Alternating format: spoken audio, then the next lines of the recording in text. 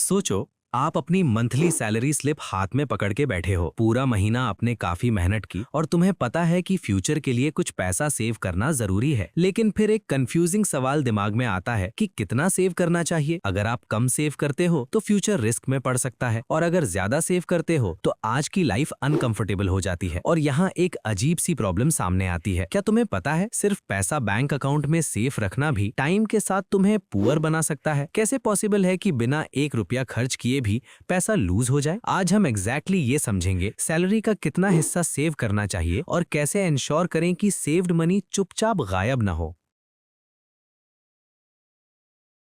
तो exact amount क्या है जो तुम्हें सेव करना चाहिए, ये डिपेंड करता है एक सिंपल बट पावरफुल चॉइस पर, तुम्हारा मिनिमम सर्वाइवल लेवल वर्सेस तुम्हारा आइडियल वेल्थ बिल्डिंग टारगेट। एक प्रीवियस वीडियो में हमने बताया था कि आफ्टर टैक्स इनकम का 20% सेव करना एक स्ट्रॉन्ग बेसलाइन होता है, लेकिन ये कोई स्ट्रिक्ट रूल नहीं है क्योंकि हर किसी की सिचुएशन अलग होती है। अगर आप लो इनकम लेवल पर हो तो प्रायोरिटी सर्वाइवल होती है। बस एक छोटी कंसिस्टेंट सेविंग हैबिट बिल्ड करो सिर्फ प्रोटेक्शन के लिए। जैसे ही आप मिड इनकम लेवल पर आते हो, फोकस शिफ्ट होता है आइडियल टारगेट की तरफ, जहां आप कंफर्टेबली 20% सेव कर सको। और अगर आप हाई इनकम पर हो तो स्ट्रैटेजी फिर चेंज होती है। यहाँ अग्रेसिव सेविंग होती है ताकि फाइनेंशियल फ्रीडम जल्दी मिले। एक यंग प्रोफेशनल जिसके एक्सपेंसेस कम होते हैं वो इजीली 20% से ज्यादा सेव कर सकता है, लेकिन एक सिंगल अर्नर जो एक्सपेंसिव सिटी में फैमिली सपोर्ट कर रहा है, उसे बेसिक्स कवर करने के लिए परसेंटेज कम रखना पड़ सकता है। तो रियल कंक्लूजन क्या है? एग्जैक्ट परसेंटेज उतना इंपॉर्टेंट नहीं है। इंपॉर्टेंट ये है कि सेविंग को नॉन नेगोशिएबल बना दिया जाए। जब आप अपना नंबर डिसाइड कर लेते हो, पैसा ऑटोमेटिकली एक क्लियर पाथ फॉलो करता है। पहले सेफ्टी,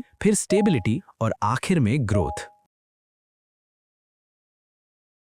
चलो स्टार्ट करते हैं सेफ्टी से। लाइफ अनप्रेडिक्टेबल होती है, इसलिए पहला गोल है इमरजेंसी फंड बनाना। ये पैसा सेफ और लिक्विड ऑप्शंस में रखा जाता है। तुम्हारा फाइनेंशियल फर्स्ट एड किट, ये सिर्फ प्रोटेक्शन के लिए होता है। एक सिंगल पर्सन जिसका जॉब स्टेबल है, उसे 3 to 6 मंथ्स के एक्सपेंसेस रखने चाहिए। फैमिली के लिए 6 to 9 मंथ्स और फ्रीलांसर के लिए 9 to 12 मंथ्स। फॉर एग्जाम्पल, अगर तुम्हारे मंथली एक्सपेंसेस 25,000 रुपीज हैं और अचानक जॉब चली जाती है, तो ये फंड तुम्हें रेंट और एसेंशियल्स पे करने देता है विदाउट पैनिक। अगर आप ये स्टेप इग्नोर करते हो, एक इमरजेंसी आपको हाई इंटरेस्ट डेट में डाल सकती है। जब सेफ्टी कवर हो जाता है, तब आप नेक्स्ट स्टेज पर मूव करते हो, रेगुलर सेविंग। यहीं पर लोग एक मेजर मिस्टेक करते हैं। वो पैसा नॉर्मल बैंक अकाउंट में छोड़ देते हैं और सोचते हैं सब ठीक है, लेकिन एक हिडन फोर्स उनके अगेंस्ट काम कर रहा होता है, इन्फ्लेशन। इन्फ्लेशन का मतलब है टाइम के साथ कॉस्ट ऑफ लिविंग का बढ़ना। जब तुम्हारा पैसा लो इंटरेस्ट अकाउंट में पड़ा रहता है, वो धीरे धीरे अपनी वैल्यू लूज करता रहता है, जैसे एक लीकिंग बकेट। बैलेंस बढ़ता दिखता है, लेकिन एक्चुअल परचेजिंग पावर कम होती जा रही होती है। फॉर एग्जाम्पल, अगर बैंक 3.5% इंटरेस्ट दे रहा है और इन्फ्लेशन अराउंड 6% है, तो आप इफेक्टिवली हर साल लगभग 2.5% लूज कर रहे हो। वही ग्रोसरीज नेक्स्ट ईयर और महंगी हो जाती हैं। तो इस लीक को कैसे फिक्स करें? रियल रेट ऑफ रिटर्न पर फोकस करके, मतलब इन्फ्लेशन के बाद एक्चुअल अर्निंग। यहीं पर लोग सेविंग से इन्वेस्टिंग का रियल शिफ्ट स्टार्ट होता है। स्टेबिलिटी और ग्रोथ दोनों अचीव करने का एक सिंपल तरीका है mutual funds through SIPs। Mutual funds पैसा पूल करके मल्टीपल एसेट्स में इन्वेस्ट करते हैं और SIPs आपको फिक्स्ड अमाउंट रेगुलरली इन्वेस्ट करने का सिंपल तरीका देते हैं। इससे एक पावरफुल एडवांटेज मिलता है। जब प्राइसेस लो होते हैं, आप ज्यादा यूनिट्स बाय करते हो, और जब प्राइसेस हाई होते हैं, आप कम यूनिट्स बाय करते हो। टाइम के साथ ये मार्केट के अप्स एंड डाउन्स को स्मूथ कर देता है और नेगेटिव रिटर्न्स का रिस्क कम करता है। और ये कंसिस्टेंसी आपको रियल ग्रोथ तक ले जाती है थ्रू कंपाउंडिंग। कंपाउंडिंग का मतलब है कि आप रिटर्न्स अर्न करते हो सिर्फ ओरिजिनल मनी पर नहीं, बल्कि पहले के प्रॉफिट्स पर भी। रूल ऑफ 72 इसे सिंपल बनाता है। 72 को अपने एक्सपेक्टेड रिटर्न रेट से डिवाइड करके देखो और आपको आइडिया मिल जाएगा कि पैसा डबल होने में कितना टाइम लगेगा। लेकिन यहाँ एक कैच है, अगर आप सेविंग डिले करते हो तो आप valuable years of compounding lose कर देते हो और बाद में लाइफ में आपको कैचअप करने के लिए इनकम का काफी बड़ा हिस्सा सेव करना पड़ेगा।